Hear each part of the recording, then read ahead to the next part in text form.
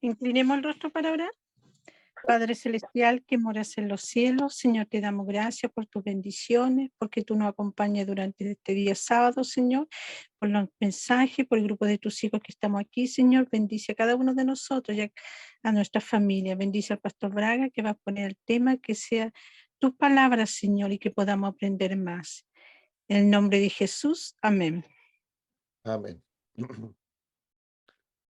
Bueno, bienvenidos a todos. Lindo poder volver a encontrarnos. Espero que hayan tenido una buena semana y un feliz sábado. Para ustedes se les está acabando el sábado. Yo estoy comenzando la semana, que para mí es domingo de mañana. Muy bien, estamos estudiando el versículo 41 de Daniel 11, que es el versículo que predice el ataque de Babilonia contra el pueblo remanente. Uy, me vino bostezo. Ese es el bostezo de la mañana. Si nosotros hubiésemos entendido esta profecía, a lo mejor nos podríamos haber preparado como pueblo para este ataque. Pero producto de que no entendíamos a Daniel 11 por razones históricas y no le dimos el énfasis que debíamos haberle dado, entonces este ataque nos pilló por sorpresa y desprevenidos. Y ya como he dicho antes, el ataque no es un ataque violento, es un ataque de infiltración. Dice el versículo 1, entrará, refiriéndose al rey del norte, a la Babilonia espiritual, entrará a la tierra gloriosa. La tierra gloriosa es el pueblo de Dios, es Israel, el remanente en el tiempo del fin, la iglesia adventista. Entonces, el entrar es un ataque de infiltración. Ocurre una unión, como lo vimos en Génesis capítulo 6 y en Números capítulo 25. Ocurre una unión ilícita con prostitutas, con mujeres, en el lenguaje de Génesis 6, con las hijas de los hombres, las iglesias caídas. Entonces, y hay una infiltración, capítulo 25 de Números nos mostró la semana pasada cómo las prostitutas de Madián entraron al pueblo y los invitaron eventualmente al culto de Baal. Y el pueblo se postró, y especialmente los líderes. El ataque es a nivel de liderazgo, que eventualmente se filtra ah, por las filas del pueblo de Dios. Entonces, el versículo 41 nos dice, muchos caerán. La palabra provincias no está en el original, destruye el significado original. Entonces, muchos, esa palabra muchos quiere decir multitudes, pero también se refiere a los líderes, puede ser traducida capitanes, a las cabezas. Así que el ataque es específicamente a los líderes del pueblo de Dios. Y que a través de los líderes, como ya dije, eventualmente los sistemas de adoración, las doctrinas que se adoptan, las creencias, los estilos de vida que se adoptan, se van pasando hacia los miembros también. Este ataque lo estamos viviendo, ya es algo del pasado por las últimas 2, 3 décadas, es una realidad. Comenzó en los 50, los 60, comenzó esta presión para el pueblo de Dios a abandonar su identidad, y viene producto o el pueblo de Dios es preparado producto de la situación espiritual que el pueblo de Dios confronta. Y eso es lo que vamos a ver en algunas profecías hoy, que nos muestra la situación espiritual del pueblo de Dios. Ya lo vimos en Génesis 6. En Génesis 6 vemos que el pueblo de Dios, o Génesis 5, está en una situación espiritual muy precaria. Se había perdido de vista la religión de Cristo y había una religión legalista dentro de nosotros que prepara entonces para unirnos a las iglesias falsas, a las iglesias caídas. Entonces, hoy vamos a ver la profecía de Ezequiel capítulo 37. Ezequiel capítulo 37. Espero que estén tomando nota de todas estas cosas. Esto lo que quiere decir tener una fe inteligente. Reconocemos que la iglesia adventista como pueblo somos, cuando nos referimos a iglesia, nos estamos refiriendo a los miembros. Todos los miembros, la institución, las organizaciones son parte de nuestro sistema, pero no son la iglesia. La iglesia son los miembros. Todos aquellos que conforman, ya sean presidentes o miembros, todos, o laicos, todos aquellos, todos somos la iglesia remanente. Dios nos ha dado un sistema de organización, pero la organización, las instituciones no conforman la iglesia. La iglesia siempre es el pueblo, es todos aquellos que han sido llamados, son las personas.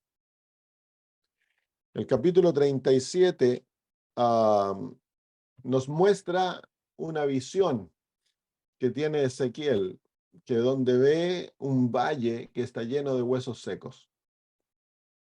Vamos a leerla, dice el versículo 1, la mano de Jehová vino sobre mí y me llevó en el espíritu de Jehová y me puso en medio de un valle que estaba lleno de huesos.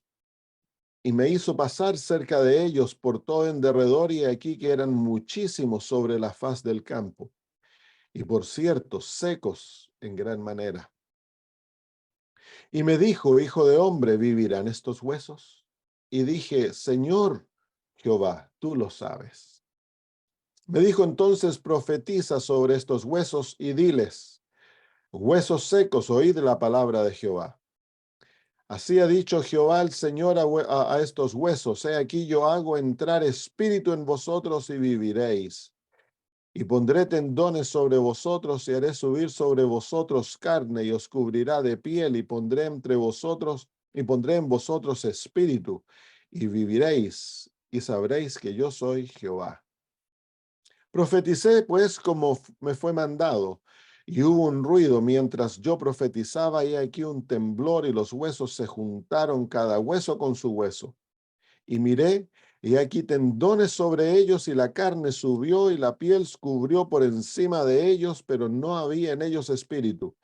Y me dijo, profetiza al espíritu, profetiza, hijo de hombre, y di al espíritu, así ha dicho Jehová el Señor, espíritu, ven de los cuatro vientos y sopla sobre estos muertos y vivirán.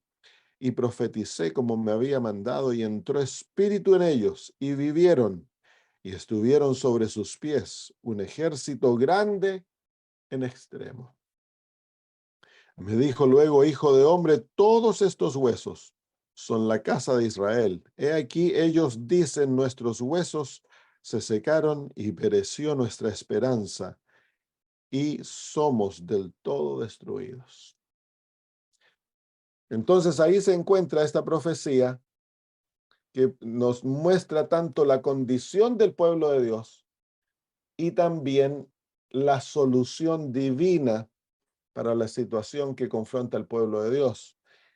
¿Cómo sabemos que esta profecía representa a la iglesia adventista? Bueno, el contexto, si ustedes leen el capítulo 38, el capítulo 39 es la última batalla. El ataque de Gog y Magog, que es el rey del norte, en Ezequiel, ataca al pueblo de Israel. Entonces, eso es claramente, el contexto es el contexto de una profecía del tiempo del fin. Así que aquí está el Israel del tiempo del fin. Otra clave es el valle. En el versículo 1 dice la mano, capítulo 37, versículo 1 dice, la mano de Jehová vino sobre mí, me llevó en el espíritu de Jehová y me puso en medio de un valle. Un valle. si vamos al libro de Joel, encontramos que el símbolo del valle representa. En Joel capítulo 3, dice en el versículo 2, y reuniré a todas las naciones y los haré descender al valle de Josafat, y allí entraré en juicio con ellos a causa de mi pueblo y de Israel mi heredad, a quien ellas esparcieron entre las naciones y repartieron mi tierra. Entonces el valle es símbolo de juicio. Entonces aquí encontramos que los huesos están en el valle. Entonces estos son los huesos, representan a Israel, el pueblo del juicio. En el libro de Apocalipsis, la Odisea, el pueblo del juicio. Eso significa la palabra la Odisea. Así que las dos profecías van mano a mano. Y Ezequiel 37 es el mensaje a la Odisea en el Antiguo Testamento y nos muestra la situación del pueblo. En el libro de Apocalipsis se nos muestra a la iglesia en un estado tibio, en la hora del juicio, en el tiempo del juicio. En el lenguaje de Ezequiel, en el valle. Se le encuentra en un estado tibio, no es ni frío ni caliente. Y tiene una condición orgullosa, una condición de engaño propio. Se cree rica, enriquecida, sin necesidad de nada. Y el Señor le dice, pero tú no sabes que eres desventurada, miserable, pobre, ciega y desnuda. Entonces, esa es la condición del pueblo, de la iglesia adventista, en el lenguaje de Apocalipsis. La iglesia adventista es el remanente, pero el remanente es un pueblo que tiene tremendos problemas espirituales. Es un pueblo altamente privilegiado, pero es un pueblo que es un pueblo orgulloso. Es un pueblo que tiene un engaño propio, no por doctrinas, sino por la manera que se ve a sí mismo. Y es un pueblo, de acuerdo a las otras profecías que hemos estudiado, que está pasando una crisis con apostasía. Muy bien, vamos entonces a ver Ezequiel 37. Nos muestra entonces, va al valle que estaba lleno de huesos. El pueblo de Israel, el pueblo remanente, los tiempos del fin, está simbolizado por huesos. Y dice el versículo 2, y me hizo pasar cerca de ellos por todo en derredor. Pues entonces los mira cuidadosamente.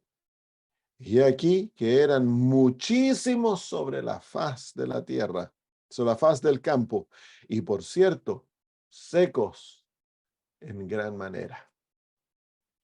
Entonces los huesos están secos y están muy secos. ¿No? Cuando un hueso está expuesto al sol por mucho tiempo, se pone como tiza, se pone quebradizo. Entonces el hueso está seco. ¿Qué quiere decir cuando el hueso está seco y está seco por mucho tiempo? Que ha estado muerto por mucho tiempo. Que la situación espiritual de este pueblo no es algo nuevo, es algo antiguo. Es el pueblo que está en el juicio, pero están muertos espiritualmente ya hace muchos años. Entonces, la situación del remanente no es algo nuevo, hermanos. Esto no es algo moderno. El ataque es algo que ha ocurrido en las últimas décadas, pero la situación espiritual que nos preparó como pueblo es algo antiguo. Desde los 1850, ¿sí? Me parece que en 1854 fue cuando la hermana White por primera vez aplicó el mensaje de la Odisea a la iglesia adventista. 1854.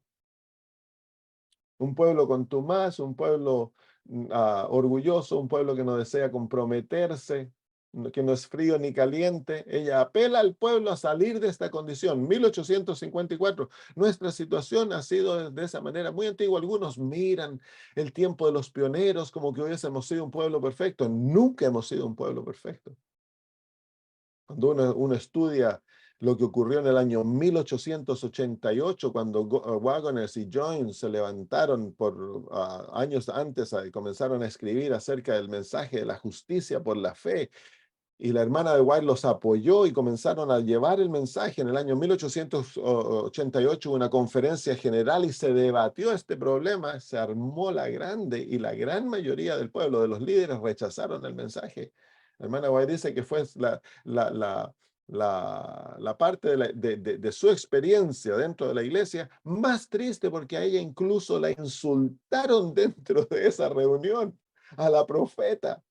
Y la enviaron porque después de aquella reunión, Wagoners Jones y la hermana de White se dedicaron a llevar este mensaje que era, que era preparando al pueblo para que se derramase la lluvia tardía, dice la hermana de White. Ellos se dedicaron a predicarlo, iban de iglesia en iglesia predicando este mensaje. A la hermana de White la enviaron a Australia para que se dejase de predicar. Y persiguieron a Wagoners y a Jones, y eventualmente estos dos pastores perdieron su fe. Se perdieron. Entonces, no tenemos una historia tan maravillosa.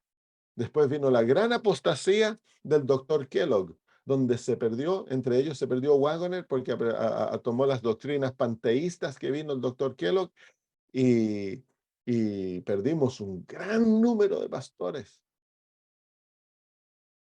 En el año 1904, la hermana White escribió: hemos sido echados de vuelta al desierto y no sé por cuánto tiempo.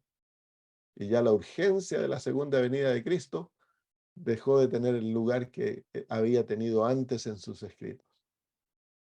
Un pueblo rebelde. La historia de la iglesia adventista en el desierto ha sido una de constante legalismo, rebelión. Así que no hemos sido un pueblo vivo en el pasado. Vinimos de un gran reavivamiento, claro, de los 1843 al 44, y el pueblo por algunos años fue fiel, amó a Dios de corazón, pero caímos en un frío legalismo, y de ahí el pueblo está representado por estos huesitos. Así que no hemos de sorprendernos, no hemos de sorprendernos. Pero nos sorprendemos, nos asustamos, nos descorazonamos y atacamos a la iglesia como que es Babilonia, y comenzamos a sacar los trapos al aire libre y todo esto. Y creemos que esto es algo nuevo. No, no, no, no. Ya en los tiempos de la hermana de White esto ya estaba y estaba bien arraigado. Por eso entonces se nos presenta aquí: los huesos están bien sequitos, bien sequitos. Entonces, esa es la realidad espiritual. El resto del capítulo nos presenta la solución divina para la condición. Y eso lo vamos a ver cuando lleguemos en el capítulo, en Daniel capítulo 11, el reavivamiento del remanente viene en el versículo 44. 44. En Ezequiel vemos el reavivamiento, se nos presenta brevemente la condición de Israel.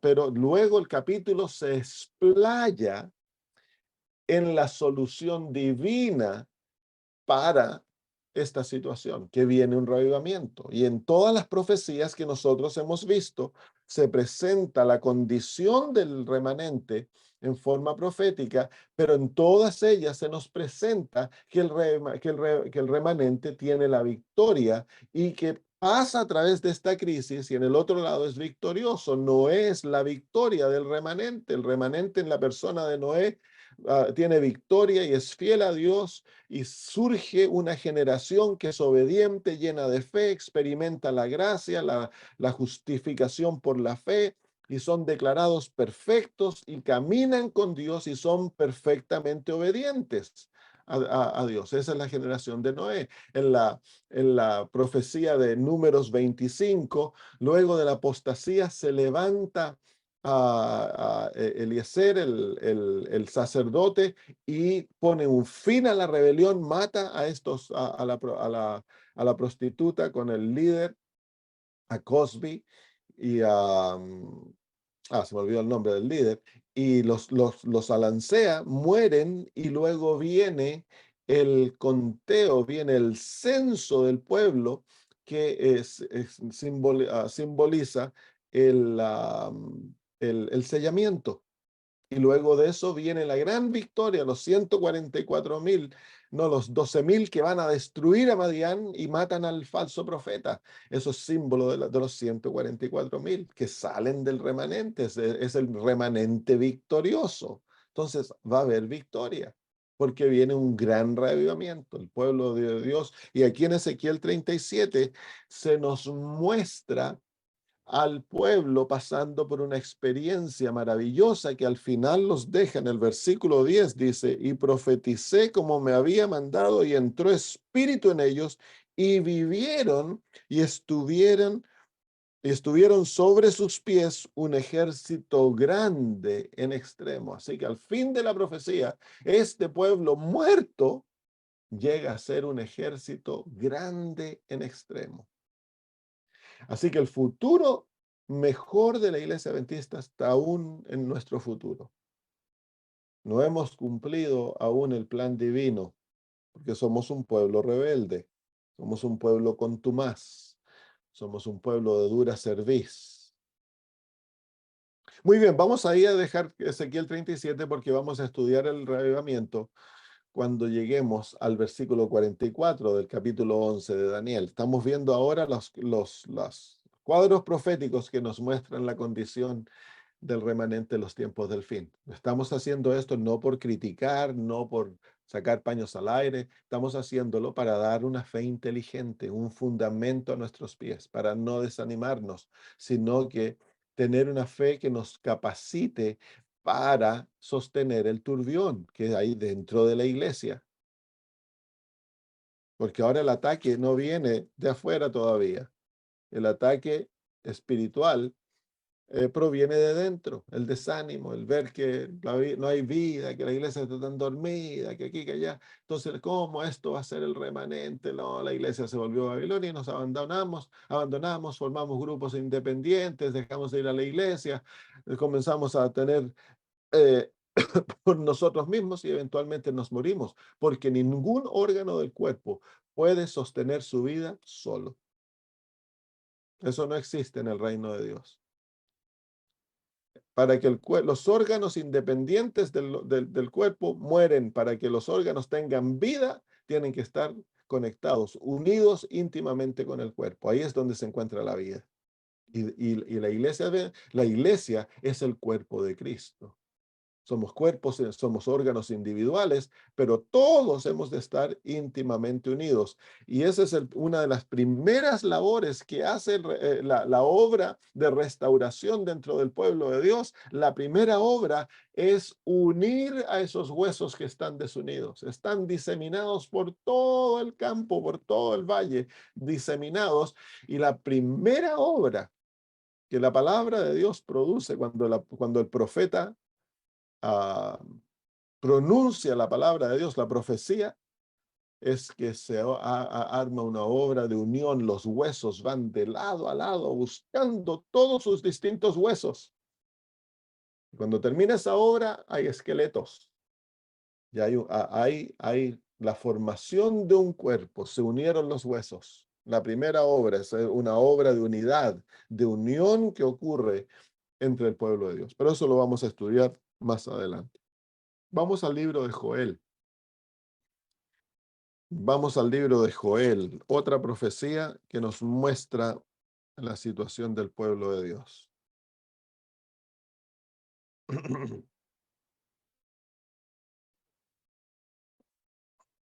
Joel capítulo 1 y capítulo 2, la primera parte del capítulo 2, nos muestra un ataque de langostas contra Israel y dejan una devastación completa. El pueblo está totalmente devastado. Mire, vamos a leerlo, vamos a leer los 2 capítulos hasta para que veamos cuando viene el ataque de las langostas. Dice, palabra de Jehová que vino a Joel, hijo de Petuel. Oíd esto, ancianos, y escuchad todos los moradores de la tierra. ¿Ha acontecido esto en vuestros días o en los días de vuestros padres? De esto contaréis a vuestros hijos y vuestros hijos a sus hijos y sus hijos a la otra generación. Esto es algo que se debe contar, esto es algo que debemos decirlo. Lo que quedó de la oruga comió el saltón, y lo que quedó del saltón comió el revoltón, y la langosta comió lo que el revoltón había quedado. Todas esas palabras describen distintas langostas. Son distintos tipos de langostas.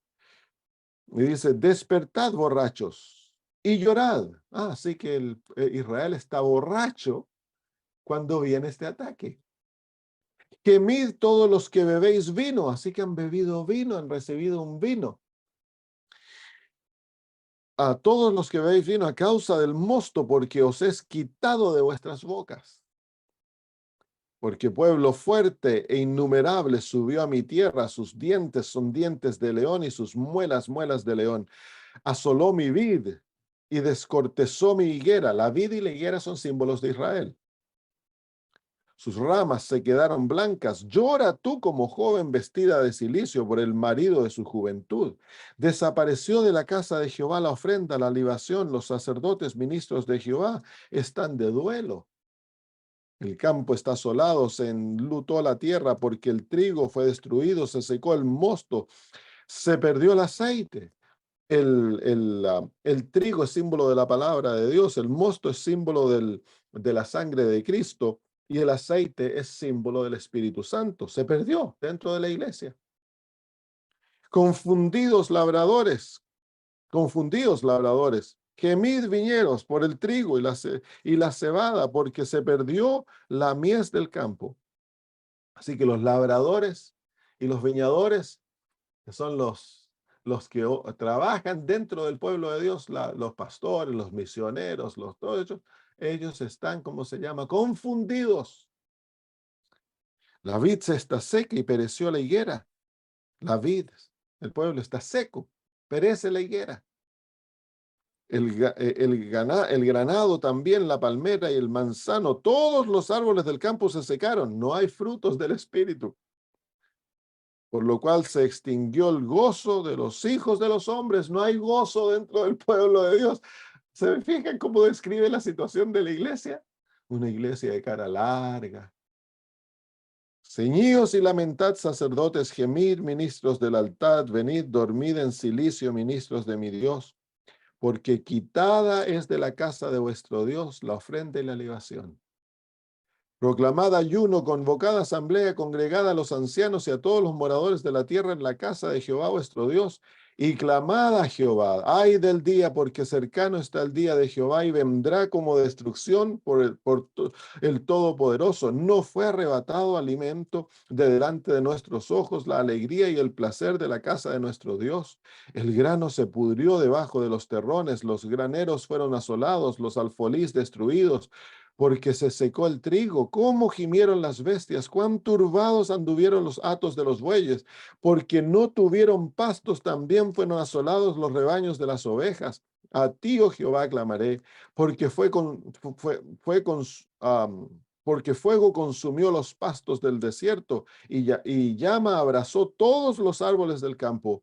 Las bestias del campo bramarán también a ti, porque se secaron los arroyos de las aguas y fuego consumió las praderas del desierto. Entonces, esto nos muestra que el ataque del rey del norte comienza con la iglesia, la deja seca en mal estado y avanza a cubrir todo el mundo, y termina el lenguaje del castigo divino que viene sobre el mundo a través de las plagas. Luego dice, tocad trompeta en Sión y dad alarma en mi santo monte. Temblen todos los moradores de la tierra, porque viene el día de Jehová, porque está cercano. Día de tinieblas y día de oscuridad, día de nube y día de sombra.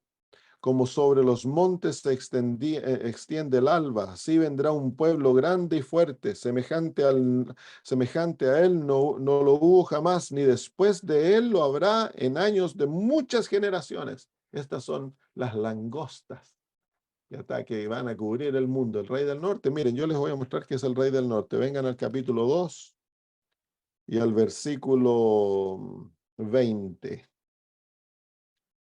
Esta es la respuesta de Jehová luego de que hay un revivamiento dentro del pueblo de Dios. Dice el versículo 20, y haré alejar de vosotros al del norte.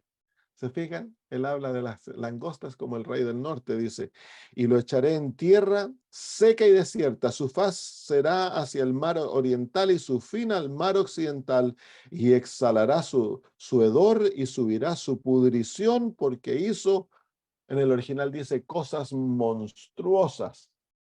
Eso es el rey del norte y ese lenguaje se refiere a la abominación desoladora. Aquí entonces estamos viendo cómo el rey del norte, en lenguaje simbólico de las langostas, se levanta a dominar el mundo, lo mismo que nos muestra Daniel 11, y en su primer ataque ataca y destruye al pueblo de Dios. Pero el pueblo de Dios es destruido porque están borrachos, están, ¿cómo se llama? Los pilla de sorpresa, no están preparados por la condición espiritual. Entonces, dice, sigamos leyendo el capítulo 2. Tocad trompeta en Sión y dad alarma a mi santo monte, temblen todos los moradores de la tierra, porque viene el día de Jehová, porque está cercano. ¿Por qué se nos llama día de Jehová? Es un día de castigo. ¿Quién fue el que permitió que viniera Babilonia contra Israel? Fue Dios que trajo a Babilonia contra Israel. ¿Por qué? En castigo por la apostasía que había dentro de Israel. Entonces, ¿quién fue el que permite que estas mujeres, que el rey del norte se levante y ataque a Israel? Es Dios el que lo permite, es llamado Día de Jehová. ¿Por qué? En castigo por nuestra situación espiritual, por nuestra infidelidad, porque no hemos respondido al llamado a la Odisea. Si el pueblo de Dios se hubiese reavivado, hubiésemos escuchado el llamado del Espíritu de profecía a arrepentirnos, ya no estaríamos aquí. En los 1890 nos habríamos ido al cielo. Todas las situaciones, toda la situación estaba lista para terminar el mensaje en los 1890. La ley dominical estuvo a punto de pasarse en los Estados Unidos, pero el pueblo rechazó el mensaje de la justicia por fe y insultaron a Cristo. Hubo una rebelión terrible, entonces Dios nos llevó de vuelta al desierto y producto de nuestra rebelión, entonces Dios sacó su protección y Babilonia, cuando se levanta, nos atacó a nosotros primero. Esa es la realidad. Entonces, por eso se lo llama Día de Jehová, y el Día de Jehová va a culminar en la limpieza del pueblo de Israel. Viene un gran zarandeo. El escuchar el mensaje a la Odisea produce un zarandeo, va a reavivar al pueblo de Dios y eso va a llevar entonces al castigo de Babilonia y la destrucción de este sistema. Entonces dice el versículo 2 del capítulo 2, día de tinieblas y de oscuridad, día de nube y de sombra, como sobre los montes se extiende el alba, así vendrá un pueblo grande y fuerte, semejante a él no lo hubo jamás, ni después de él lo habrá en años de muchas generaciones. Delante de él consumirá fuego, tras de él abrazará llama, como el huerto del Edén será la tierra delante de él y detrás de él como desierto asolado, ni tampoco habrá quien de él escape. Su aspecto como aspecto de caballos y como gente de a caballos correrán. Como estruendo de carros saldrán sobre las cumbres de los montes, como sonido de llama de fuego que consume hojarasca, como pueblo fuerte dispuesto para la batalla. Delante de él temerán los pueblos, se pondrán pálidos todos los semblantes, como valientes correrán como hombres y de guerra subirán el muro, cada cual marchará por su camino y no tocará su rumbo. Ninguno estrechará a su compañero, cada uno irá por su carrera y aun cayendo sobre la espada no se herirán. Irán por la ciudad, correrán por el muro, subirán por las casas, entrarán por las ventanas a manera de ladrones. Estos son las langostas. Delante de él temblará la tierra, se estremecerán los cielos, el sol y la luna oscurecerán, y las estrellas retraerán su resplandor. Y Jehová dará su orden delante de su ejército, porque muy grande es su campamento, fuerte es el que ejecuta su orden porque grande es el día de Jehová y muy terrible. ¿Quién podrá soportarlo? Entonces aquí vemos en el lenguaje de Apocalipsis 1 y capítulo 2, se nos muestra la historia del pueblo de Israel en el ataque que viene, o que iba a venir sobre el pueblo de Dios, y luego también viene el lenguaje del castigo divino, y eventualmente termina también en un lenguaje que se usa para describir ambos ataques, el ataque sobre el pueblo de Dios y también la segunda venida de Cristo, que es el Señor liberando a su pueblo y castigando a todos. Entonces, claramente se nos muestra la situación del pueblo de Dios nuevamente, y es Dios el que libera a su pueblo. Y también se nos muestra el reavivamiento. Los versículos 12 en adelante nos muestra lo que el pueblo de Dios ha de hacer, cómo ha de responder a esta situación. Y lo vamos a ver eso cuando lleguemos al estudio del reavivamiento. Entonces, el capítulo 3 de Joel es un capítulo maravilloso, porque es de los capítulos, el libro de Joel es un libro maravilloso, porque nos muestra la realidad del pueblo de Dios en los últimos días y lo que Dios va a hacer por nosotros. Muy bien, vámonos al Nuevo Testamento ahora. Vámonos al libro de Mateo, capítulo 24, que es un capítulo favorito entre nosotros para predicar acerca de las señales del tiempo del fin. En el capítulo 24 también hay una descripción del estado del pueblo de Dios en las últimas horas, antes de que el fin venga, como señal de lo que ocurre.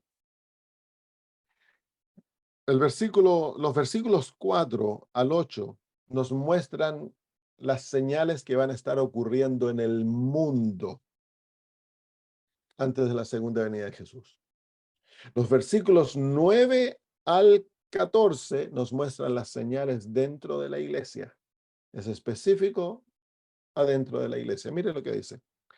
Versículo 9. Entonces os entregarán a tribulación y os matarán y seréis aborrecidos de todas las gentes por causa de mi nombre. Eso muestra que viene un revivamiento, y el revivamiento va a producir persecución dentro del pueblo, hacia el pueblo de Dios.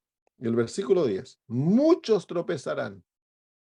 Esa palabra es muy similar a la palabra de Daniel 11:41, que muchos cayeron, pero muchos tropezaron. Muchos tropezarán entonces y se entregarán unos a otros. Y unos a otros se aborrecerán. Eso es dentro de la iglesia. Esto está describiendo la actitud dentro de la iglesia. Y muchos falsos profetas se levantarán y engañarán a muchos. Habrán muchos que se levantan dentro del pueblo de Dios a enseñar cosas falsas, y multitudes los seguirán. Entonces, falsas doctrinas. Se fijan que hay enemistad, hay odio dentro de la iglesia. Se entregan los unos a los otros, se odian los unos a los otros, se aborrecen. Hay desunión en los huesos secos. El pueblo está desunido. Hay falsas enseñanzas, falsos profetas. Y dice, y por haberse multiplicado la maldad, el amor de muchos se enfriará. Ahora, ¿cuál es la característica de un falso profeta? Esto no tiene que ser necesariamente alguien que diga ser profeta, a pesar de que sean levantados algunos dentro del pueblo diciendo que son profetas. Ahora hay alguien en Centroamérica, me parece, diciendo que ella es profeta y que tiene sueños. Se levantó uno en Estados Unidos hace unos años atrás diciendo que él era profeta y parecía que era, ¿no? Y algunos comenzaron a mandarle diezmo y todo, pero un profeta simplemente es alguien que habla, dice hablar por Jehová, alguien que enseña. No necesariamente tiene que ser un profeta de la manera que nosotros pensamos. Entonces, ¿cuál es la característica de un falso profeta? En el libro de Mateo, el Señor Jesús habla de los falsos profetas en el capítulo 7 de Mateo. Él nos dice, Mateo 7 dice, versículo 15, guardaos de los falsos profetas, que vienen a vosotros con vestidos de ovejas, pero por dentro son lobos rapaces. Por sus frutos los conoceréis. ¿Acaso se recogen uva de los espinos o higos de los abrojos? Así que todo buen árbol da buen fruto, pero el árbol malo da frutos malos. No puede el buen árbol dar malos frutos, ni el árbol malo dar buenos frutos. Todo árbol que no da buen fruto es cortado y echado en el fuego. Así que por sus frutos los conoceréis. El fruto toma tiempo de producirse. Cuando se levanta un maestro a enseñar, un pastor que enseña cosas y sus enseñanzas parecen tan lindas, no corran detrás de ellos. Dejen que se vean los frutos. Por ejemplo, cuando se levantó mi cuñado a enseñar, ¿no? De que el Dios de amor, y todos, las enseñanzas eran tan lindas, y el énfasis de Dios de amor, y tantos comenzaron ya a seguirlo porque del amor, y luego comenzó a enseñar que Dios no castiga. Bueno, está bien, a lo mejor eso se puede aceptar un poco, pero ya comienzan a verse la tendencia a algo, y luego que va a salvar a todos los malos, entonces ahí ya hay algo raro. Algo bien raro. Y luego que va a salvar incluso a Satanás. Uy, uy, uy. Yo no sé cómo la gente no se da cuenta, pero no se dan cuenta porque cayeron en su engaño cuando él parecía enseñar la verdad. Entonces, no hay que correr tras los pastores, no hay que correr tras los profetas. Levantan pastores enseñando, hay que mirar lo que enseñan, hay que compararlo en las Sagradas Escrituras y hay que ver, dejar que el tiempo produzca frutos. Ahora mi cuñado enseña de que no hay juicio, de que el sábado no es la marca, no es el sello de Dios, de que no hay fin del tiempo de gracia, entonces ya se descarrió. Pero hay tantos que están metidos hasta aquí, hasta la doctrina, que ya no pueden ver ellos el error. ¿Por qué? Porque se metieron con cabeza y todo antes de que se produjesen los frutos. El momento que se comienza a enseñar falsas doctrinas, entonces ahí se deja inmediatamente. Los frutos conocen. Entonces, y el fruto mayor es carácter. Inmediatamente uno se da cuenta que los seguidores de este movimiento ahora ya no guardan el sábado, comen lo que sea, no creen en el espíritu de profecía. Muchos de ellos han dejado de asistir a la iglesia adventista. Entonces, ahí están los frutos, pues. Pero una de las cosas uno de los frutos más marcados se encuentra luego en el versículo 21, el capítulo 7, versículo 21 en adelante, dice, no todos los que me dicen, Señor, Señor, entrarán en el reino de los cielos, sino que el que hace la voluntad de mi Padre que está en los cielos. Muchos me dirán en aquel día, Señor, Señor, no profetizamos en tu nombre y en tu nombre echamos fuera demonios y en tu nombre hicimos muchos milagros. Y entonces yo les declararé, nunca os conocí, apartaos de mí, hacedores de maldad. Esa palabra, hacedores de maldad, es vosotros que violáis la ley. Así que las enseñanzas del falso profeta lleva a aquellos que la reciben a vivir una vida de desobediencia a la ley de Dios. Por eso en el libro de Deuteronomio, Moisés dice que si Dios levanta un profeta entre vosotros y tiene sueño y el sueño se cumple, lo que predice se cumple y luego os dice, vamos y adoremos dioses, no lo seguiréis porque Dios está probando. El falso profeta siempre lleva a la violación de la ley de Dios. Puede que él no enseñe eso, puede que él diga que la ley, sí, que la ley hay que obedecer, pero el resultado de sus enseñanzas es libertinaje. La violación de la ley, como el falso profeta en el libro de Apocalipsis, lleva al mundo a violar la ley de Dios. Y mire lo que ocurre en Mateo 24, dice el versículo 12 dice, no, versículo 11, y muchos falsos profetas se levantarán y engañarán a muchos. Y luego dice, y por haberse multiplicado la maldad. Esa palabra traducida maldad es la misma palabra que en Mateo 7, donde dice, vosotros nunca os conocí apartados de mí, hacedores de maldad. Es lo mismo, es la palabra en griego anomía, que quiere decir violación de la ley de Dios. Así que dentro del pueblo de Dios va a haber muchos que violan la ley de Dios. ¿Por qué? Porque recibieron las enseñanzas de los falsos profetas, de los falsos maestros. Y estamos viviendo en una generación dentro de la iglesia que abiertamente se viola la ley de Dios. Estamos viviendo en que el enseñar obediencia es como que está hablando algo raro. Se lo considera como legalista, fanático, loco. El hablar de la victoria sobre el pecado es como que este viene de Marte. Era algo totalmente natural hablar entre adventistas antes. Ahora es como que fuera locura, porque teólogos, pastores, todos enseñan de que no hay victoria en del pecado hasta que venga Cristo. Entonces vamos a seguir violando la ley de Dios hasta el día que Jesús venga. Eso es enseñanzas de falsos maestros. Y lleva al libertinaje. Entonces, bueno, si yo no puedo vencer el pecado, yo puedo hacer lo que quiero. Y ay, ¿cómo se llama? Hay libertinaje dentro del pueblo de Dios, desobediencia abierta. Ahora se ve como virtuosidad tomar té, café en la iglesia. En algunas iglesias que en Australia ponen maquinitas afuera que la gente puede ir a apretar el botón, sacar su café de café y llevarlo al santuario y tomar ahí. Café se sirve de todos los hospitales. Ah, sí, es terrible. La cabeza del hospital adventista aquí en Australia es un católico, el gerente general. Entonces, hay apostasía. La apostasía viene producto de la enseñanza de falsos maestros.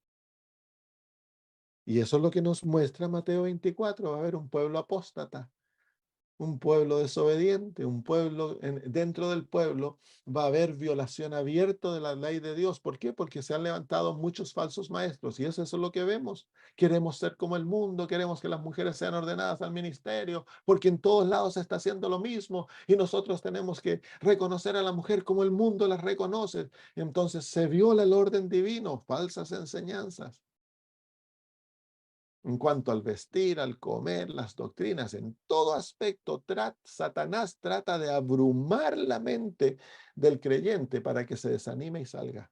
Miren, miren, en el capítulo 24 se nos muestra dos tipos de ataque. Está el ataque, está el ataque de desaveniencia personal. El primero, que se nos muestra, se aborrecen los unos a los otros. Los conservadores con los liberales se aborrecen. Por ejemplo, cuando el pastor Bohr se levantó con Doug Batchelor, se levantaron a defender la posición bíblica de que no se podía ordenar a la mujer para el ministerio pastoral, entonces se levantaron y fue en gran manera, ellos fueron los que detuvieron la ola antes de la conferencia general y que entonces en su división, la división del norteamericana, los marcaron y ya no eran permitidos ir a predicar a ningún lado. Hay aborrecimiento. Eso se cumple claramente. Entonces hay desunión, el pueblo se desune, hay como se llama, la rotura de relaciones personales, no hay amor dentro del pueblo de Dios y eso lleva a muchos a abandonar las filas. Entonces Satanás busca sacarte del pueblo de Dios de tres maneras: por las relaciones personales, por las falsas doctrinas y la mundanalidad que entra al pueblo de Dios. Y finalmente dice ahí el versículo 12, dice, por haberse multiplicado la maldad, el amor de muchos se enfriará. Uy, así que habían personas dentro del pueblo de Dios que eran personas honestas, que amaban al Señor, que tenían el amor divino, se les enfría el amor producto de lo que está ocurriendo dentro de la iglesia. ¿Y por qué es eso? Porque no conocían las profecías bíblicas. Entonces tenemos que tener una fe inteligente, tenemos que tener una fe que no nos lleva a andar criticando y odiando y apuntando el dedo y creernos que nosotros tenemos que sacarle los calzones al aire a todos aquellos. No, no, no. Tenemos que tener una fe inteligente en la cual nos lleva a amar a nuestro hermano, pero no aceptar lo que andan enseñando. Tenemos que respetar a nuestros líderes, pero no tenemos que obedecer lo que ellos dicen. Tenemos que tener una fe inteligente que se para bien en dos pies, bien en cemento, y no va a permitir que el turbión te saque volando, porque Satanás ha calculado, y Dios lo está permitiendo, que el turbión venga sobre la iglesia para sacarlos a todos los que sea posible. El zarandeo lo llamamos, y el zarandeo se va a volver terrible para que todo lo que tenga que salir salga, que al final Dios va a tener un pueblo limpio. Entonces, si tenemos una fe fija en Jesús, amamos a Jesús de todo corazón, hemos de tener en el otro lado una fe fundamentada en su palabra, tanto en la Biblia como en el espíritu de profecía, para que no nos desanimemos y nuestros ojos estén abiertos y podamos discernir la verdad del error. No hay que llevar en nosotros un espíritu amargo, no hay que odiar al hermano. Hay que llamarlo al arrepentimiento, hay que mostrar la verdad, hay que apelar a la conciencia, pero no hay que odiar, no hay que enemistarse. Esa es parte de la obra que eventualmente salen del pueblo. Entonces ahí se encuentra claramente un estado de caos dentro de la iglesia, pero viene un revivamiento, porque dice que el mundo nos va a perseguir por causa del nombre de Cristo. ¿Y qué es el nombre de Cristo? Es la experiencia de la justicia por fe. El pueblo de Dios que quede, eventualmente reciben aquella justicia maravillosa y son llenos del Espíritu. Entonces dice el versículo 14, versículo 13, más el que persevere hasta el fin, este será salvo, el que persevere hasta el fin. Entonces, hay que perseverar, hay que aferrarse, porque se va a poner peor, hermanos. Se va a poner peor antes que se ponga mejor. Y versículo 14, y será predicado este evangelio del reino en todo el mundo para testimonio de todas las naciones. Entonces Dios va a tener un ejército vivo. Los huesos al final se vuelven ejército. Y Satanás, si hay algo que no le permite dormir, por eso Satanás trabaja 24 horas al día, él no duerme, porque hay una profecía que le da, ¿cómo se llama? Terror y no lo deja dormir, le da, como se llama, sueños malos. Y es la profecía que dice que Dios va a relevar a su pueblo y que va a derramar el Espíritu y que va a haber un ejército que va a terminar la obra, un ejército fiel, puro, santo. Eso, y eso está predicho en todas las Sagradas Escrituras. Entonces nosotros tenemos que afirmarnos. Mateo 24 nos presenta tanto el estado espiritual como el reavivamiento espiritual del pueblo de Dios. Dios va a tener un pueblo victorioso y nosotros podemos elegir en dónde estamos. Si vamos a perdernos, si vamos a salir volando, todos los que salgan volando del remanente, ya sea porque son tan celosos que no pueden quedarse, eventualmente se van a perder, salen volando. Hay que quedarse dentro del remanente.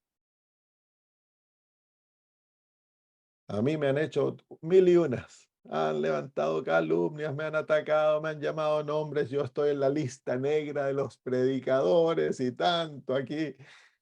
Pero yo me mantengo dentro del remanente, amo a mis líderes, no les tengo bronca. Yo hago la obra que el Señor me ha llamado, ni las acusaciones, nada, es como agua en las plumas de los patos. ¿Por qué? Porque Satanás busca desanimarte. Satanás, yo no me ando fijando en los pecados y los problemas de nadie, porque eso no me lleva a crecer en la imagen de Jesús. Para crecer en la imagen de Jesús, yo tengo que ver su hermosura. ¿A qué me importa a mí que el tal ande pecando y esté cometiendo adulterio o se esté mezclando con el Papa? Sí, lo miro, ok, se acabó. Yo sé que esas cosas están pasando. Para mí, yo tengo que ser como Jesús. Esa es la orden que Dios me ha dado. Y para ser como Jesús, el saber el pecado del presidente de la división no me ayuda. Para mí lo que me ayuda es mirar a Cristo, es caminar con Él, es ver su hermosura, su santidad, su pureza, su verdad. Eso es lo que me ayuda. Si Dios quiere que yo vaya a hablar con aquel hombre, lo voy a hacer. Pero si el Señor no lo pone en mi corazón, no lo voy a hacer. Yo voy a esperar. El Señor tiene sus elementos. No voy a gastar ni una hora de sueño amargándome por lo que está ocurriendo. La profecía ya lo ha mostrado. Oro mucho por el reavivamiento y lo creo de todo corazón. Y tengo en mis zapatos son hechos de concreto. Yo no voy a dejar que nada me saque volando, que salgan los otros volando, pero yo me quedo aquí dentro, porque eventualmente los que se quedan adentro van a conformar el último remanente, el pueblo fiel, la iglesia perfeccionada, la iglesia victoriosa, como la llamamos nosotros. Así que ese es el cuadro en Mateo 24. Les voy a mostrar otro cuadro más terrible todavía. Vengan al libro de Segunda de Tesalonicenses.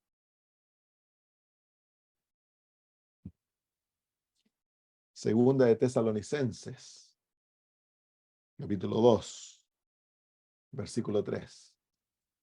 Este es el levantamiento del papado. El apóstol nos muestra la apostasía. Dice: nadie os engañe en ninguna manera, porque no vendrá sin que antes venga la apostasía y se manifieste el hombre de pecado, el hijo de perdición. Este es el papado, la Babilonia moderna, el cual se opone y se levanta contra todo lo que se llama de Dios o es objeto del culto, tanto que se sienta en el templo de Dios como Dios, haciéndose pasar por Dios. ¿Cuál es el templo de Dios? Bueno, hay un templo de Dios en los cielos. No se refiere a ese templo porque el Papa no se puede sentar en ese templo como Dios haciéndose pasar por Dios, pero hay un templo en la tierra. Y el templo en la tierra se refleja en dos aspectos: nuestro cuerpo. Nosotros somos templo. El papado busca tener autoridad sobre tu cuerpo para hacerte esclavo. Él vende los cuerpos de seres humanos, dice el Apocalipsis capítulo 18. Así que él busca tener completa autoridad sobre tu cuerpo. Es por donde se viola la conciencia y se viola la autoridad, la santidad del cuerpo, porque el papado busca tener completo control sobre tu cuerpo, tu conciencia y tu cuerpo. Porque si tú sometes tu conciencia y sometes tu cuerpo, lo estás reconociendo como Dios. Es una forma de idolatría. Pero hay otro cuerpo, hay otro templo, y es la iglesia. La iglesia es el templo de Cristo. Entonces, aquí vemos que el papado busca sentarse como Dios en la iglesia de Cristo. Y durante la Edad Media lo fue así. Él se levantó entre el cristianismo y se hizo la cabeza del cristianismo y eventualmente se hizo el Dios del cristianismo. Y en el tiempo del fin, ¿quién es la iglesia de Dios? ¿Quién es el templo de Dios? Es el remanente. Así que el papado está buscando que el remanente lo reconozca como Dios. Quiere decir eso entonces que parte de la experiencia del remanente va a ser que van a haber líderes, que van a haber pueblo, que se van a someter a este sistema, van a ser subyugados. Y eso es lo que estamos viendo. Abiertamente ahora hay hombres que van y se juntan en reuniones ecuménicas, se van a encontrar con el Papa, le llevan presentes. La hermana de White dice que el hacer esto es alta traición al reino de Dios. Alta traición al reino de Dios. Dios se va a enfurecer contra estos hombres y los va a sacar volando. No es algo liviano, hermanos, lo que está ocurriendo cuando vemos líderes y pastores. No son muchos los que lo están haciendo, pero hay un grupo que lo está haciendo. Entonces, la profecía nos muestra que va a llegar el momento que dentro del pueblo de Dios, al papado, se le va a reconocer su poder. Y eso va a hacer que gran parte del pueblo adventista, cuando venga la ley dominical, se va a someter. ¿Por qué? Porque ya hemos adoptado la mentalidad de compromiso. Hemos adoptado la mentalidad que por sostén propio, por convenio propio, por mi propio bien, yo soy capaz de venderlo todo, someterlo todo. No tenemos, no tenemos la mentalidad de los reformadores de ser fieles hasta la muerte. Ya por décadas venimos comprometiéndonos con las modas del mundo, con la forma de pensar del mundo, el amor a todo lo que el mundo ofrece, y eso nos ha ido socalando, sacando nuestros fundamentos, y entonces cuando venga la última batalla, la gran mayoría del pueblo no va a tener el fundamento necesario para ser fiel. Y esto incluye a muchos líderes y muchos del pueblo. Estamos hablando de la iglesia. La iglesia es todo el pueblo. Y aquí nos muestra, esto está aterrante, muestra a esta apostasía sentándose dentro del pueblo de Dios como Dios. No es necesario que nosotros digamos que el Papa es Dios para reconocerlo como Dios. Si nos sometemos a su autoridad, y su autoridad es la autoridad que cambia la ley de Dios. Si nos sometemos a su autoridad de esa manera, entonces lo reconocemos como Dios. ¿De qué parte está nuestra lealtad? ¿Vamos a vender nuestra conciencia y nuestro cuerpo por nuestro propio bienestar? La batalla final es exactamente lo mismo. Así que Dios te ha dado una advertencia. Si te sometiste, a lo mejor lo hiciste por ignorancia, confusión, los pastores te dijeron, los hermanos te dijeron que hay que hacerlo porque la ley lo dice, que ya lo hiciste. Es tiempo de arrepentirse y buscar a Cristo para que te dé un espíritu fiel, para no caer en la batalla que ya se nos avecina. Porque es exactamente el mismo principio. Van a buscar violar tu conciencia y tomar control de tu cuerpo a través de leyes que te forzarán a hacer la voluntad del papado. Y ahí se lo reconoce como Dios si nos sometemos. Entonces, al pueblo de Dios se lo ha adormecido, se lo ha confundido, se han destruido sus fundamentos, no tenemos una concepción clara de lo que es verdad. Y más esto, añadiendo nuestro estado espiritual, nos ha preparado para caer en la última batalla. Entonces nosotros hemos de levantarnos y buscar al Señor de todo corazón hasta que Él nos reavive. Arrepentirnos, hemos de arrepentirnos. Ha de ocurrir una obra de gran arrepentimiento porque hemos sido infieles, hermanos. Hemos sido infieles como pueblo. Nos hemos levantado orgullosos, hablamos de que ganamos tantas almas y estamos aquí y allá. ¿Y cuántos se nos han ido? ¿Cuántos millones hemos perdido? ¿Qué ejemplo le hemos dado al mundo? Entonces hay tanto pecado secreto que no se ha confesado. Hemos de confesar las rebeliones contra el mensaje de la justicia por la fe, nuestro legalismo, nuestro espíritu apóstata, infiel, desobediente. Hemos de confesar. Y ha de ser personal. Yo no espero que mi hermano se arrepienta. Yo he de arrepentirme. Yo he de encontrar una nueva experiencia con Cristo. Yo he de ser lleno del Espíritu Santo. Pero aventura que mi hermano también lo haga. Yo a él lo he de animar, lo he de abrazar, le he de decirle, hagámoslo, oremos juntos. Pero si el hermano no quiere, yo no lo puedo forzar, pero eso no ha de pararme a mí. Así que ahí encontramos, y luego el próximo mensaje, por supuesto, es el mensaje a la Odisea, que ya lo mencionamos, que revela claramente el estado espiritual de la iglesia que vive en la época de del juicio. Un pueblo tibio, no es frío ni caliente. Un pueblo que orgulloso, nos creemos ricos, enriquecidos y que no tenemos necesidad de nada. Sin embargo, Cristo está afuera y Él ve nuestra propia condición. Él dice que vosotros sois desaventurados, miserables, pobres, ciegos y desnudos. Esa es la verdadera situación del remanente. Y luego viene la invitación. Esa es la invitación al reavivamiento. Venid a mí, comprad de mí, le dice. ¿Y cuál es lo que el Señor nos vende? Nos vende oro refinado en fuego para ser ricos, vestiduras blancas para cubrir nuestra desnudez y colirio para ungir nuestros ojos y que veamos. Todo lo que necesitamos viene de Jesús y hemos de comprárselo. ¿Cómo lo compramos? Si el Evangelio es gratis, lo compramos entregándole nuestras percibidas riquezas, como el apóstol Pablo dice, ¿no? Que cuando él se encontró con Cristo, todas sus ganancias llegaron a ser pérdida, y más aún considera todas las cosas pérdida, y lo perdió todo por Cristo, y lo considera estiércol. Eso es lo que vamos a hacer. Cristo, al llegar de hacer el amor del pueblo de Dios. Eso es lo que va a traer el reavivamiento, el escuchar el mensaje de la Odisea y aplicarlo personalmente. Así que estamos en horas críticas porque se nos viene la última batalla encima. Pero Dios no va a permitir esa última batalla hasta que el reavivamiento venga. Así que estamos a punto de experimentar el reavivamiento.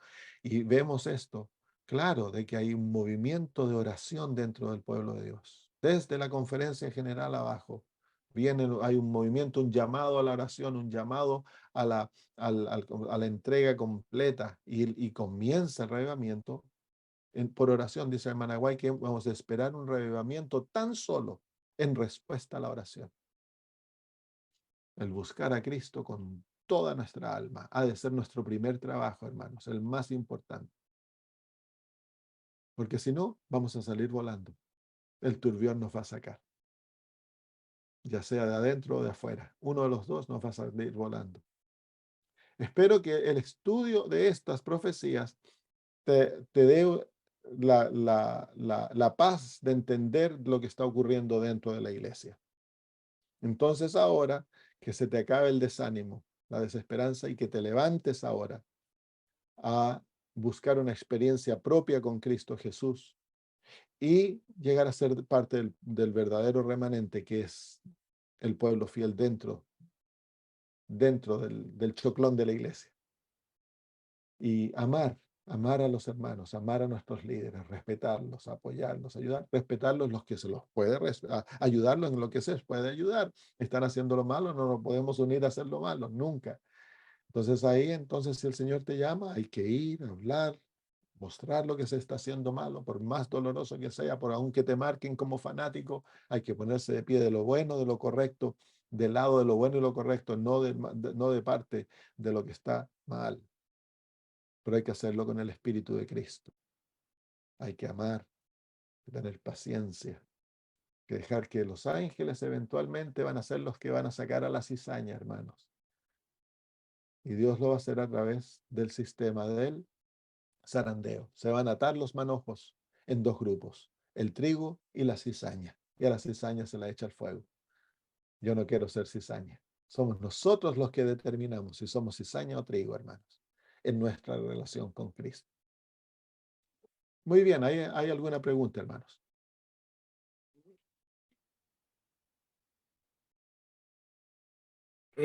Pastor, buenas tardes a todos, ¿no? Hay un tema que es un poco, viste, dilemático, ¿no? En la iglesia, ¿no? Y yo estaba tratando de buscar, ¿no? Y no encuentro ni dónde se habla acerca del nombramiento a la mujer, ¿sí? Bíblicamente no lo encuentro. Veo que hay profetas, discípulos, profetizas, diaconados, pero tampoco veo que haya un impedimento, ¿no? No. O sea, ¿dónde me tengo que agarrar yo de esto para decir no se puede nombrar a la mujer como anciana o como pastora? Bueno, es la dirección de los ejemplos que vemos en las Sagradas Escrituras, que nos muestra que nunca en posición de liderazgo absoluto, del liderazgo de cabeza, se permitió a una mujer. Por ejemplo, en el Antiguo Testamento se le da la posición de cabeza al hombre. El hombre era la cabeza del hogar. Se le da luego la posición del sacerdocio al hombre. Los sacerdotes siempre fueron hombres. Se le da la posición de reyes a los hombres. No hubo mujeres reyes. La única que fue Atalía, que tomó la posición de ser, pero fue usurpada. La posición de ser los patriarcas de Israel, hombres, 12 hombres. ¿Podría Dios haber escogido mujeres? Sí. ¿Habrían hecho a lo mejor una mejor labor? Sí, pero Dios escogió a los hombres. No es que el hombre sea superior, es simplemente la línea que Dios escoge. En el Nuevo Testamento, los apóstoles, hombres. Vemos que los ancianos de las iglesias, hombres, ¿cómo sabemos eso? Porque el consejo del apóstol Pablo es que el hombre sea esposo de una mujer, dice. Entonces es hombre, no hay consejo a que la anciana tenga un esposo nomás. Entonces la dirección constante es que aquellos que van a ocupar la posición de liderazgo como apóstoles, los pastores de las iglesias, han de ser hombres. ¿Podría Jesús haber escogido apóstolas? Claro, si tenía muchas seguidoras que eran más fieles que los hombres. María Magdalena, ella fue mucho más fiel que Pedro y que Tomás. Ella nunca dejó de creer en Jesús, nunca perdió su fe en Jesús. Fue la última de irse al lado de él y la primera a estar en la mañana en la esta, pero no fue escogida para ser un apóstol. Entonces, los ejemplos de las Sagradas Escrituras son bien claros de que esa posesión Dios se la ha dado al hombre. Es lo mismo que en el hogar Dios le ha dado la labor de la cabeza, hacer al esposo. Ahora, esa posición no es una posición de liderazgo bruto, es de liderazgo como Jesús. Hemos de ser como Jesús. Y lo triste es, si uno mira aquí, la gran mayoría de los que vienen a escuchar los mensajes son hermanas, y eso pasa en todas mis reuniones. Hay un grupito pequeñito de hombres, la gran mayoría son hermanas. Entonces yo me pregunto, ¿qué pasa con los hombres? ¿Se le cayeron los pantalones? ¿Se les soltó la correa? Los hermanos no quieren tomar responsabilidad en el hogar. Es que ellos quieren que la esposa haga todo, que ella cría a los hijos. Muchos de los hombres en el hogar se sientan para ser servidos y todo eso. No, hermanos, el hombre es el líder del hogar. Él ha de amar a la esposa, amar a sus hijos, dar su propia vida. Él ha de ser el líder espiritual del hogar. No la esposa, él. Pero el esposo, no, que mi esposa tome el culto, que ella ore con los niños, que me importa a mí. Y lo mismo ocurre en la iglesia. Los hermanos prefieren irse a jugar a la pelota que venir a las reuniones. Están más interesados en meterse en la computadora y andar jugando juegos. Hombres viejos jugando juegos en la computadora. ¿Dónde se les quedaron los pantalones, hermanos? Estos hombres que debían estar predicando el evangelio, que ser líderes dentro de la iglesia, ser visionarios, dedicados, estar dispuestos a morir. ¿Por qué eso? Jugando, gastando las horas en la computadora, jugando jueguitos en Facebook, hablando bobadas. Entonces Satanás ha atacado el liderazgo del hombre. Entonces ahora la mujer dice, si el hombre no lo hace, yo lo tengo que hacer, porque eso es natural en la mujer. En la mujer, ella, como es la madre, si ella está naturalmente creada para sostener a sus hijos, para dar su vida por los que ella ha traído a luz. Entonces ella como naturaleza, si el hombre no pone los pantalones, bueno, yo voy a llevar los pantalones. Y como el hombre es universal, no tan solo en la iglesia, en todas partes, la labor del hombre ha sido destruida. El hombre ha perdido su masculinidad. Se presenta a la mujer como masculina. Ustedes ven en las películas, las mujeres ahora andan golpeando, son las superhéroes que se parecen a los hombres, tienen físico de hombre, mentalidad de hombre, y al hombre se lo presenta, bueno, como que no vale nada. Satanás busca aquello, porque Satanás sabe que es a través del hombre que viene la bendición divina sobre su familia, sobre la iglesia y sobre la comunidad. Y la mujer cooperando integralmente con la labor del hombre. Esa es la manera que Dios nos creó. Por eso el hogar. La mujer es la ayuda idónea, no es alguien inferior, es alguien que se pone del lado del hombre a cooperar con él, es la que lo ayuda, lo guía, le da consejo, pero no toma la posición que le pertenece al hombre, porque en eso hay destrucción. Gracias, pastor. Gracias. Si alguien quiere preguntar. ¿Quién va a dar el fuerte pregón? El, ¿Permanente? el pueblo victorioso.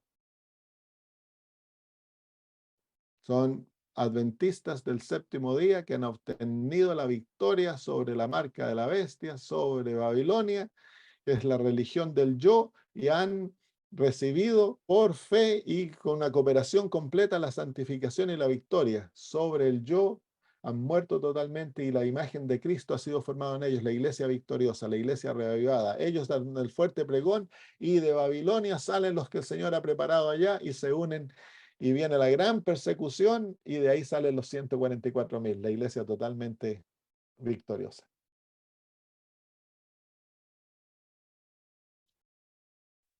Gracias. Buenas ¿Alguien más pregunta? Pregunten. Una aclaración quería dar, y es con relación al término hombre. Cuando la Biblia habla de hombre, involucra a las mujeres, a las varonas y a los varones. Así que pienso que sería ideal si utilizamos más la palabra varón. Ya, gracias, hermana. Sí, Pienso, es ¿no? verdad. Es la Eso es, fuerza de la en el costumbre principio también, ¿no? se llamó hombre y se incluye a ambas. Ese es el término general para ambos. Luego en las Sagradas Escrituras es el término que se usa para identificar al varón, porque a la otra se la llama la mujer. Pero en el principio sí, el hombre eran ambos. Y el término varón es más adecuado para referirse a ello. Gracias, hermana. Pero ahora es insulto a la mujer llamarla hombre. Bueno, obviamente. No, es que no entienden la terminología, no entienden. Claro. Gracias. Pastor, usted habló hace un rato acerca del zarandeo, ¿no? Nosotros ahora en estos momentos estamos viviendo esa parte donde usted dijo de que estamos como embriagados, ¿no? Estamos adormecidos, ¿no? La iglesia, la directiva. Ahora, ¿qué pasa con las personas, ¿no? Nuevas. Esta crisis que estamos viviendo, esta crisis que estamos viviendo, ¿es el tiempo de angustia o primero viene el zarandeo dentro de la iglesia o qué es lo que viene? Porque me hace recordar a lo que pasó en 1929, ¿no? Ya, hermano, el tiempo, estamos comenzando, yo creo, estamos comenzando el tiempo de angustia, pero es lo que se llama el tiempo de angustia previo. Eso es lo que estamos comenzando. El Señor nos ha permitido ver lo que viene sobre el mundo. Y tuvimos un sabor con el asunto del COVID. Ya vemos que el mundo está unido, que todo lo que es necesario para controlar a la población ya está unido, ya está hecho. Pero Dios está deteniendo los vientos porque su iglesia no está lista. Lo que trae el tiempo del fin es el reavivamiento del pueblo de Dios. Y junto con aquel reavivamiento viene una gran tempestad que va a sacar a aquellos que no son reavivados. Que eso es lo que llamamos el zarandeo. Dios siempre zarandea a su iglesia, siempre. Pero ahora está más violento el zarandeo con todas las doctrinas falsas, todo aquello que está ocurriendo. Claro, el zarandeo es más fuerte, pero se va a volver un terremoto violento dentro de la iglesia cuando venga la persecución, cuando se levante el antagonismo de todo el mundo. Y dentro de la misma iglesia se levante el movimiento en contra del reavivamiento que está ocurriendo y todas aquellas cosas. Así que hay muchas facetas que conforman el zarandeo. Hemos de esperar y ver cómo va a ser y cómo todo se va a llevar a cabo. Vemos vislumbres en el espíritu de profecía de lo que ocurrirá, pero la realidad de todo lo que ocurra, solo aquellos que lo vivan en su totalidad lo van a entender totalmente. Hemos de esperar sabiendo que tenemos un conocimiento previo de lo que va a ocurrir, pero el conocimiento total, tan solo aquellos que lo viven, Dios se los otorga. Pero hemos de prepararnos. Y eso es el gozo que tenemos ahora. Podemos prepararnos y estar listos para aquello. Hermano Gastón. Buenas tardes. Gastón es mi nombre, soy de Tristán Suárez, Seiza, Buenos Aires, Argentina. Y hablando un poquito de todo, gracias, Pastor. La verdad que me impactó el tema, entré un poquito tarde porque no sabía, me invitó el hermano Walter, pero impactante el tema, ¿no? Y uno todo lo que va aprendiendo también. El tema también se me vino a la cabeza de la lluvia tardía, del remanimiento del Espíritu Santo, ¿no? En los últimos días.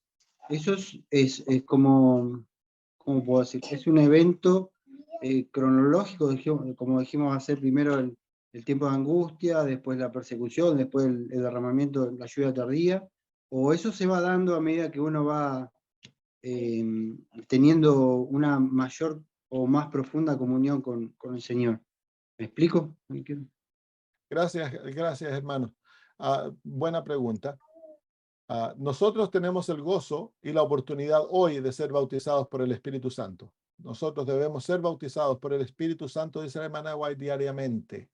Pero eso es parte de la experiencia que se llama la lluvia temprana, que es el derramamiento del Espíritu Santo que Dios nos otorga en nuestra experiencia cristiana para crecer en la gracia y crecer en la imagen de Jesús. La lluvia tardía es la experiencia que en las últimas horas del mundo Dios derrama su Espíritu sobre su iglesia y sobre el mundo para que el fruto sea madurado y pueda ser cosechado. Lo vamos a estudiar cuando lleguemos al reavivamiento, en el estudio del reavivamiento, el versículo 44 en Daniel 11. Ahí vamos a estudiar estas dos experiencias. Lo que necesitamos ahora es la lluvia temprana, porque sin lluvia temprana no podemos recibir la lluvia tardía. Así que lo que debiéramos estar buscando ahora diariamente es un bautismo del Espíritu diariamente, que el Espíritu Santo tome control de nuestra vida para darnos victoria, para transformarnos, para hacernos verdaderos discípulos de Jesús, día a día. Y esa es la obra de la santificación. Entonces, ¿cuándo viene la lluvia tardía? En los eventos finales hay eventos que están ocurriendo en forma secuencial, pero no cronológica.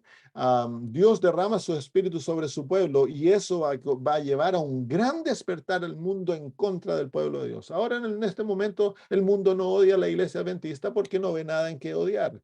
Pero cuando tengamos el nombre de Cristo, como dice el Mateo 24, nos van a perseguir porque van a odiar el carácter de Cristo en nosotros. Ahí viene la gran persecución. Pero antes que venga la gran persecución, a ese carácter ser perfeccionado y el pueblo ha de recibir la lluvia tardía, que es el poder que perfecciona aquel carácter en nosotros.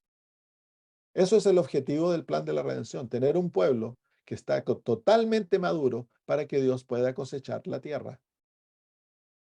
Claro, no, gracias, pastor, porque es eso, ¿no? La comunión diaria y lo único que nos va, yo creo que a fortalecer es el carácter, ¿no? O sea, la Bueno, relación con Dios y a través del Espíritu Santo dejarlo trabajar en nosotros, el carácter, porque todo lo que hablaba usted, amar al prójimo, claro, servir, el ser como ¿no? Jesús. El ser como El Jesús. tener a Cristo en nosotros, Cristo en vosotros, la esperanza de gloria. Yo no soy transformado en la imagen de Cristo por algo mecánico. Yo soy transformado en la imagen de Cristo porque Cristo mora en mí. Tengo una relación viva con Jesús. Y eso es lo que hemos de buscar. Por eso que el avivamiento es traído a través de la oración, porque la oración nos lleva a una vida de intimidad con Jesús. Muchas gracias, pastor. Bendiciones. Igualmente, hermano Gastón. Hermana María Isabel. Buenas tardes, pastor. Bueno. Justamente lo que yo iba a plantear, que de repente estamos tan preocupados de los acontecimientos finales que nos olvidamos de algo que es fundamental para el pueblo de Dios antes de los eventos finales, que sería la lluvia temprana, la preparación realmente, porque la gran cantidad de gente que va a salir de la iglesia es porque no recibió la lluvia temprana, no se preparó. Por lo tanto, eso debe hacernos reflexionar a todos nosotros que estamos expuestos a que cuando llegue el momento, si no nos hemos hecho una preparación en la lluvia temprana, seamos parte de aquellos que hoy día lo estamos diciendo, qué pena, qué terrible que se tenga que ir la gente, pero podemos ser parte de eso si no nos preparamos en la lluvia temprana. La lluvia tardía simplemente va a ser después del sellamiento, que es el último pregón, pero bueno, yo creo que una de las la lluvia cosas que tardía es el sellamiento. Correcto, por eso yo le digo que de repente a mí me da pena porque estamos tan preocupados, que a todos nos pasa, en algún momento también me pasó a mí, tan preocupados de ver qué acontecimiento hay, qué es lo que va a suceder. Incluso lo vemos en los mismos apóstoles, cuando ellos le preguntan qué sucesos van a suceder al final.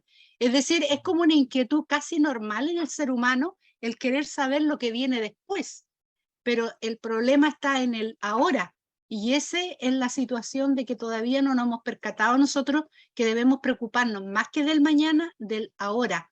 Y esa debería ser nuestra prioridad. Gracias, hermana. Gracias, sí.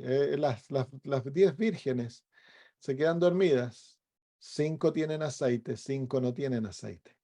Y el aceite representa la experiencia del Espíritu Santo trayendo la gracia a nuestra vida. Y cuando viene el reavivamiento, cuando se despiertan, ese es el gran reavivamiento, 5 están preparadas y 5 no están preparadas. Entonces ahí muestra claramente la labor del Espíritu Santo, incluso ahora que la iglesia está dormida, podemos nosotros caminar con Cristo, preparándonos, recibiendo el Espíritu Santo diariamente, viviendo con Él, sometiéndonos a su voluntad, entregándonos a Él, que Él nos vaya cambiando, transformando, siguiendo las verdades de las Sagradas Escrituras, viviendo de acuerdo a aquellas sagradas, viviendo en obediencia. Esa es la lluvia temprana. Somos uno. Sí, hermana Nelly. Una preguntita, qué pena. Yo estoy recién bautizada. Qué felicidad, hermana. Le voy a hacer esta pregunta. Cuando nosotros estemos sellados con la lluvia temprana, ¿nosotros nos daremos cuenta de eso? Gracias, hermana Nelly. Muy buena pregunta. El sellamiento, clarificación, el sellamiento no es la lluvia temprana, es la lluvia temprana nos prepara para la lluvia tardía y la lluvia tardía es el sellamiento. Lluvia Cuando tardía, recibamos... pastor. La lluvia tardía. ¿Será que nosotros nos damos cuenta cómo hacemos para conocer que estamos sellados, hermano? Cuando ya venga, por ejemplo, la prueba, que van a llegar las plagas, que no sé, que escuché que decían que las aguas eran amargas, o que sangre, o que yo no sé qué, no sé. Entonces yo digo, de aquí a allá eso ya es, mejor dicho, preocupante, porque si uno no sabe antes, entonces de todas maneras uno prepararse, ¿no? Claro, mire, pues, la preparación esencial, hermana Nelly, es ahora vivir con Cristo y permitir que Él controle su vida y que Jesús sea su todo. Esa es la preparación esencial.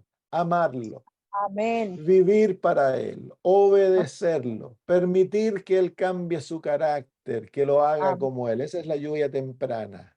Ajá. Esa es la obra del Espíritu Santo en la transformación de la persona, el confiar, recibir la justicia de Cristo diariamente, el que el Señor me haga humilde, amoroso, tierno, compasivo, justo, todas aquellas características tan lindas que son el fruto del Espíritu. El fruto del Espíritu lo produce la lluvia temprana.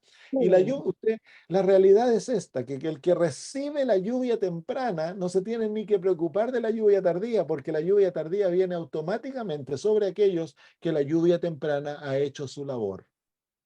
Gracias. La labor es el caminar con Cristo hoy, ahora, el vivir, el amarle, ser fiel. Eso es ahora. Ahora eso es lo que tiene que ocurrir. Estudiamos las profecías, pero que no vivamos tan preocupados del futuro que nos olvidamos del presente, como decía la hermana María. Sí. Bueno, pastor, muchísimas gracias. Hermana mía, usted es nuevita, cómprese o cómprese los libros del Espíritu de Profecía, la Biblia, y diariamente estudie, lea, pídale al Señor que le dé luz, sabiduría, y todo lo que aprenda, obedézcalo. Camine en la luz, vive en la luz, y no hay posibilidad que se pierda. Ok, pastor, muchísimas gracias. Ya me compré la enciclopedia del Espíritu Profecía, conflicto de los siglos y todo eso, y una Biblia. Léalo, hermana, diariamente. Ya estoy leyendo el conflicto de los siglos, ya me lo leí. Oremos. Querido Dios, gracias por permitirnos estudiar. Gracias por la claridad de tu palabra. Gracias, Señor, que has dejado todo este conocimiento para que tu pueblo no se desanime, no caiga, sino que en el medio de la oscuridad en la cual hoy vivimos, tengamos pleno gozo. Estamos en la hora en que las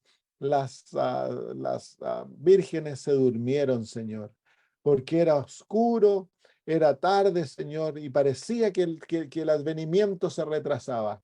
Pero pronto viene la hora, Señor, cuando tú despertarás a tu pueblo, y pedimos en el nombre de Cristo. Por favor, Padre eterno, danos tu espíritu ahora, llénanos de aquel aceite, nuestros vasos estén llenos de aceite, para que cuando venga el reavivamiento, nosotros estemos listos, Señor, para hacer la última obra. Gracias, Padre. Bendícenos a todos nosotros en el nombre de Jesús. Amén. Muy bien, hermanos, que el Señor los bendiga mucho. Amén.